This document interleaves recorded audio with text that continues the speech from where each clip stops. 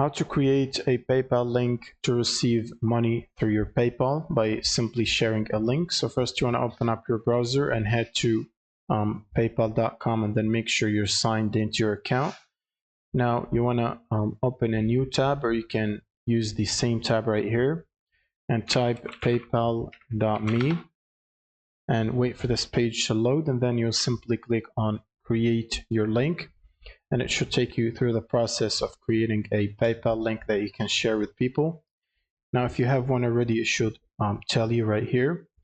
Click on manage PayPal, and then you should see your link right here. You can click on copy or share through social media, and if you paste your link, it should look like this with the username that you've picked.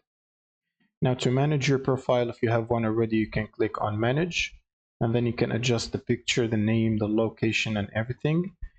Now the most important step is to make sure that the profile status is on by making this box turned on right here, which means that anyone can see your profile and send you money through PayPal.